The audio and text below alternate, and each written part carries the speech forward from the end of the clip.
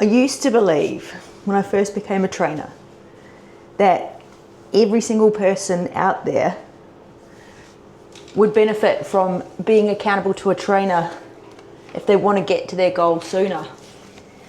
And then there was this client that I had in 2015 who proved me wrong.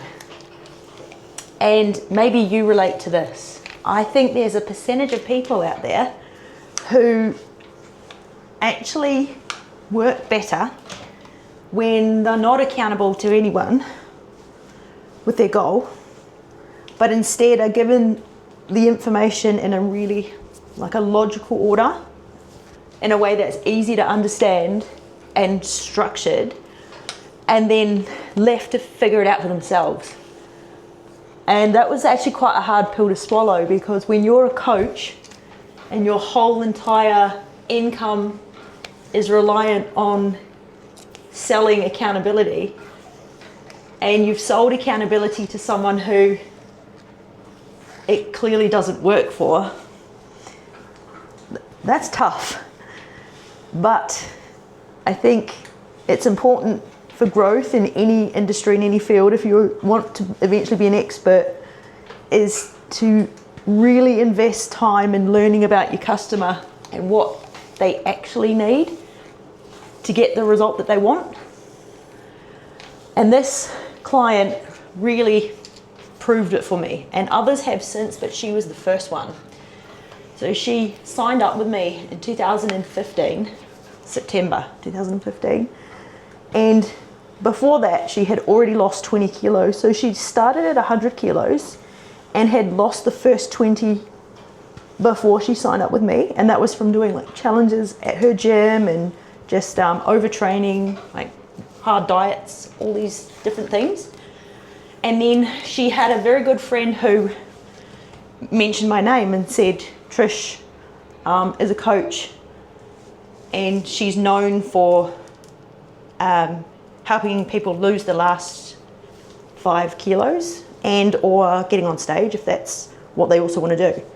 So when she inquired to me, she inquired about competing. She said she had a long-term goal of getting on stage. So when I sat with her for her consult, at that time, she was about 80 kilos. So she had around 20 kilos to lose to be stage ready. And so I was quite honest with her, and I said, I think you're going to need at least 2 or 3 years, because what you did to lose that first 20, so to go from 100 to 80, is pretty much the polar opposite of what I'm going to make you do. So you're going to have to spend some time not just learning about what to do, but also getting your head around that this is not going to be what you expect. And she's like, oh. She's like, what do you mean? And I said, well, look, what you did to lose the first 20, so from 100 down to 80, was too much. So she basically overtrained and crash dieted to get it off. And I kind of explained, obviously this was more than 10 years ago, so I can't remember the exact words, but I basically said, to get the next 20 off, I'm going to have to strip your exercise right back and make you eat a lot more food. So it's like the opposite of what you've just been doing. And for someone who's not educated in that field, it's like a shock to them, right? Because this is what got the first 20 off, so surely more of that is going to get the next 20 off. But if you're already overtraining and starving, if you try and do more of that, you're just going to hit burnout. So I said that's not the right way to do it anyway, but we're going to have to spend some time building your metabolism, that boring old chestnut, which doesn't sound fancy or sexy, and certainly doesn't get you lots of sign-ups and lots of inquiries, but it's what people genuinely need to get the last few kilos off. You've got to have a metabolism that works for you if you want to maintain any sort of result afterwards and not feel like a bag of dicks. So anyway, I said, look, I'll just be real with you, and obviously you can choose to sign up or not, but if you do want to get on stage, just expect this is going to take 2 to 3 years to do it properly and healthily. So she did sign up, to her credit, because I've said it to lots of others and they've just gone off and signed up with anyone else who will just give them another crash diet meal plan and a over-programmed exercise routine. And yeah, it works the first time, but if you're not working with your metabolism, eventually you just always end up in the same spot. So I understand when I say that to someone for the first time, especially if I'm asking them to commit for a year or two at a time, that most people are going to go fuck that and leave, which is fine. So that's me pre-qualifying anyway. I have to do that. Integrity wise, I can't not. Like, I can't sign someone up unless I know that they're willing to do it how I think it should be done, and that's like the healthiest way, right? So there's that bit at the start. So she did sign up, to her credit, and trusted me. And the first part of this, I think, is the trainer, any good trainer, will invest a bit of time at the start as well, not just giving the client instructions on what they need to do, but also teaching them why they need to do it. And that comes down to education. So whether they give them tutorials or videos to watch, or a book to read or something, there has to be some education. Because psychologically, if a person knows why they're doing something, they're actually more likely to do it. So you can't just tell someone what to do if you want them also to enjoy it and feel like that it's not just sustainable, but that there's a reason for it. The trainer's not just making you busy, and the trainer's not just humoring you with extra shit. Each thing has a reason. So she did that part at the start, and I'm always flapping on about how important it is that you track what you're doing, because if you eventually do want to get on stage, you want to get down right to that pointy end of a transformation where you've got the last couple of kilos to lose, and then you start putting muscle on and starting to look muscular.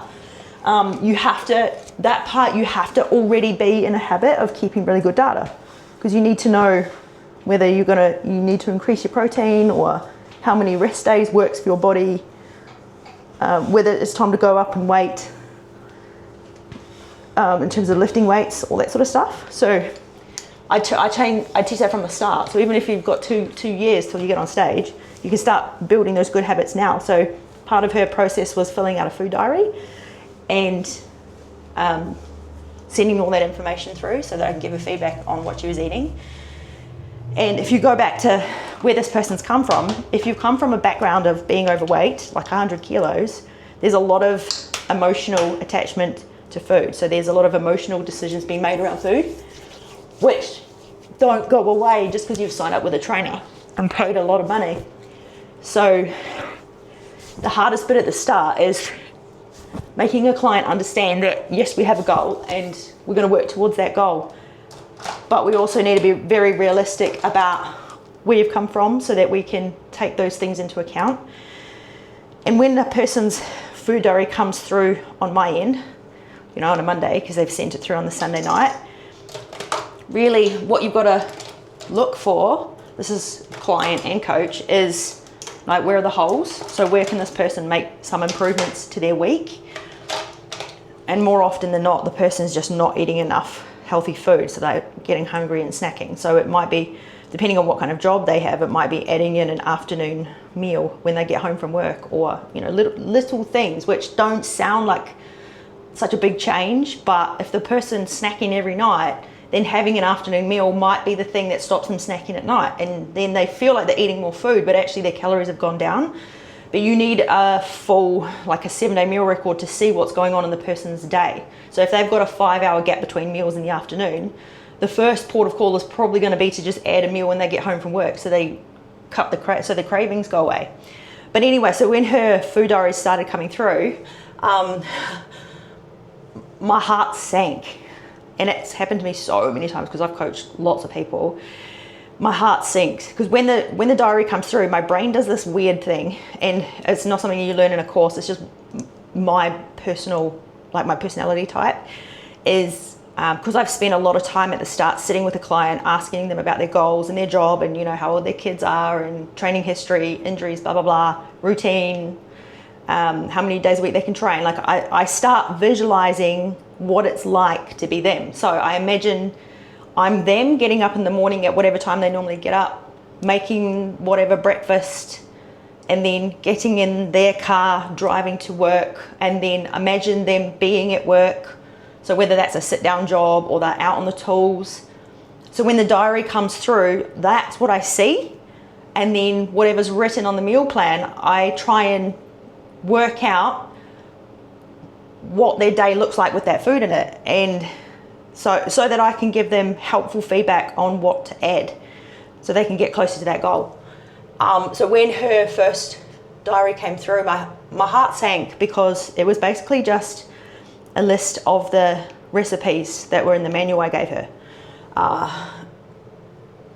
So it looked like it looked like a meal plan, if I'm being honest. It didn't look like a diary, it looked like a meal plan. Like, this is what I planned to do. Because it's, you know, it's just too perfect. It was just like, all the meals were exactly 3 hours apart. There was no missed meals, there was no snacking, there was no Friday night like off meals, whatever. There was just a list of what was written in the manual and heaps of different recipe names. So no bulk cooking done. So if I really try and remember what feedback it was, I said it would have been, don't put so much pressure on yourself to eat lots of different foods. Like, obviously use trial and error to figure out what works for you, your routine and your schedule and stuff like that. But I can see that you're like trying to like make too many different things, which is probably just going to take heaps of time in the kitchen and piss you off. And so when I look at their food, I always think about where their mindset was at. So maybe she's putting too much pressure on herself. So, you know, take the pressure off yourself. And it would have gone on for maybe a year, possibly 2 years, where her diaries just always looked too perfect. And I was like, well, I think this girl's just putting too much pressure on herself to be perfect. Giving too many fucks about like perfection. And she was also not losing weight. So I was like, well, I think I got to find a way.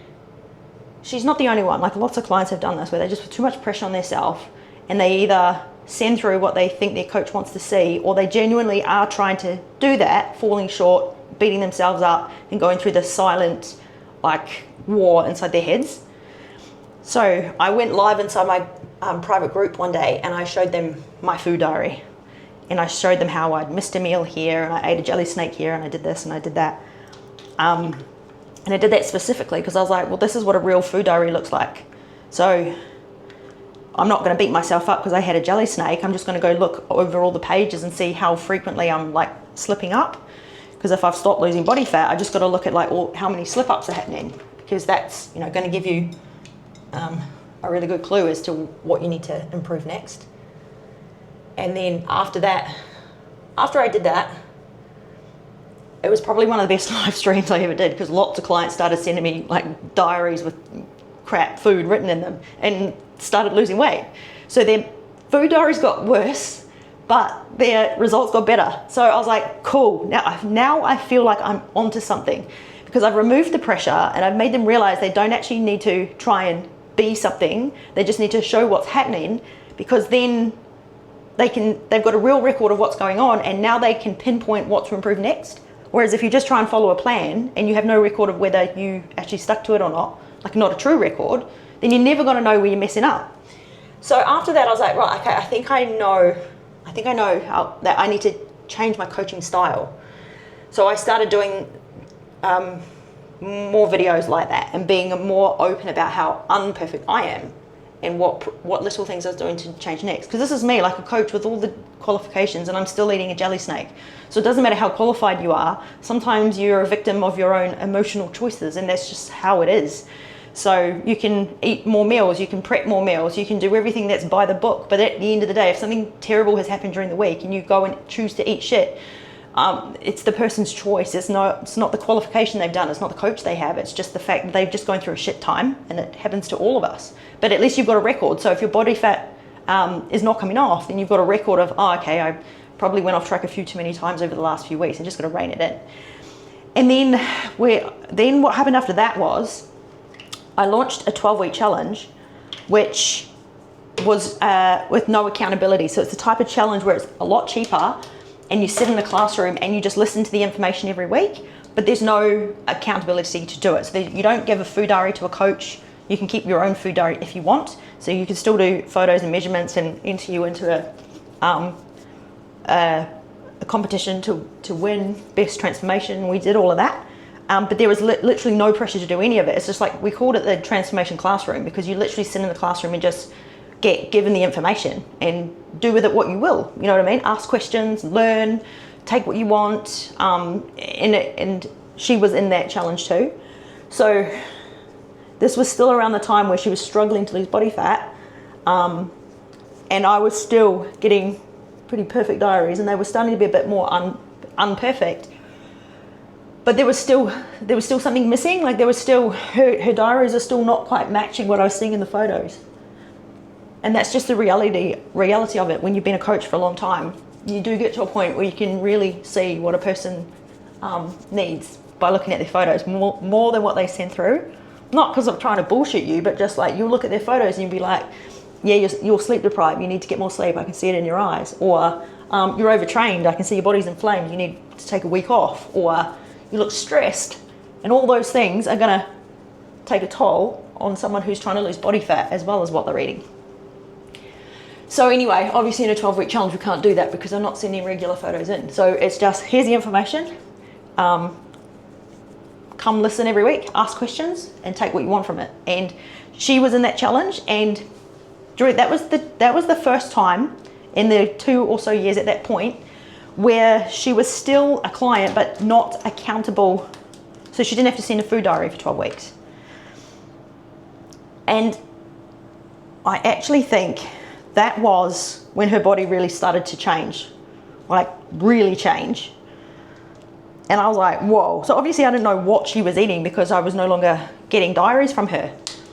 But if I'm being totally honest, I think she probably was keeping a diary, and because she didn't need to show it to anyone, she actually did write down what was happening because there was no shame, there was no embarrassment. Or it was just the fact that having less pressure was enough for her body to start responding, or both. I'll never know. All I know is that was one client where having less accountability actually worked better for her. Because whatever she learned during that 12 weeks about herself, not from the lessons that she was listening to, but more about what she learned about herself, was what caused her to keep getting results after that. And she actually did at about so it was at the 2-year mark, her body was like so different. And then it kept changing for the next like 2 or 3 years after that. And she did end up losing all the 20 kilos, and she did get on stage. So in total, she lost 40 kilos. But for her, I think she thought, when she first signed up with me, I think she thought she needed someone to kick her ass and make her work harder. When really, what she needed was to figure out what worked for her, what didn't work for her. Because if you're 100 kilos, you've got 40 kilos to lose, I'll be honest, anything will work. You can go to the gym, walk on the treadmill every day. You could just make healthy recipes that you find online. Those 2 things will help you start losing weight, because now you're moving your body every day and eating more whole foods and less of whatever you were doing before.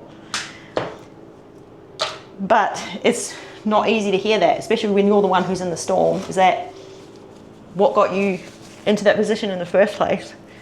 You just need something that gets you out of it. And that could be going to the gym every day. So that's an hour that you're standing up, walking around, and not sitting down being sedentary while you're at work. So you will get to a point in your journey, like she did, where to get to the next level, you might actually need less accountability or less instructions from someone else, and to look inward more. So she found something that worked for her, and even now I'll never know what it was. I'll just know that she just kept trying. Like she just never stopped trying. And in total, her journey was, I think, 4 years, 4.5. She did get on stage at the 2.5-year mark, if I remember right. It's so long ago now. These dates could be a little bit skew of each side. I just know that transformation is probably 90% mindset and 10% information.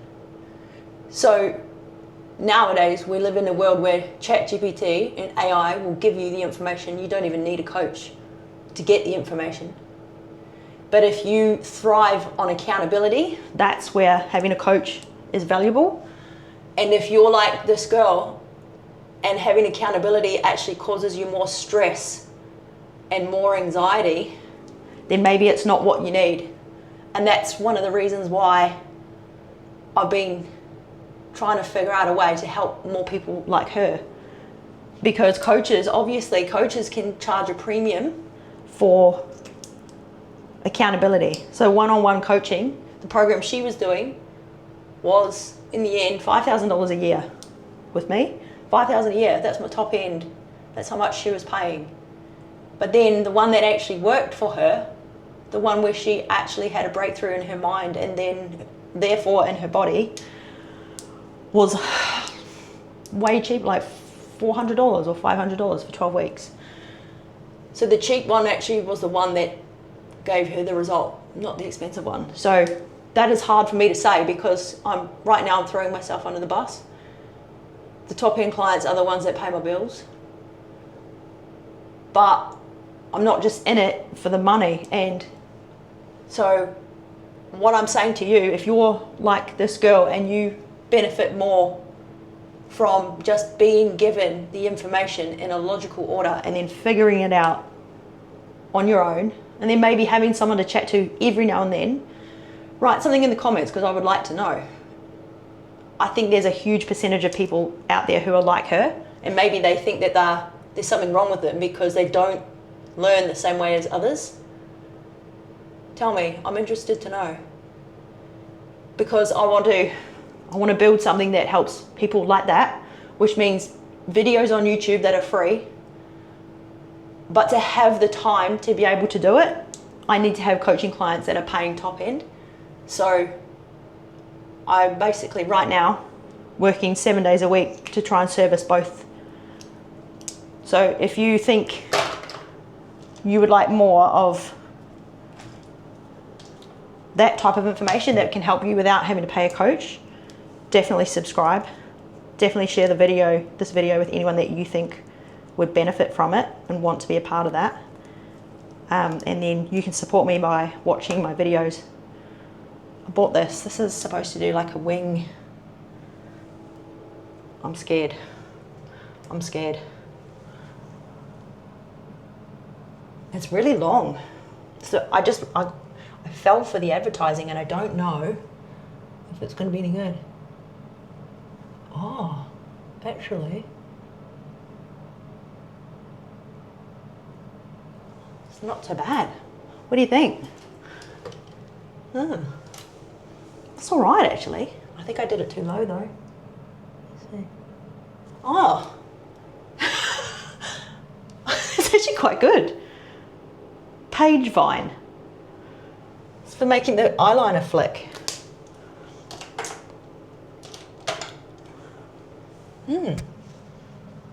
Anyway, thanks for listening. Tell me what you think.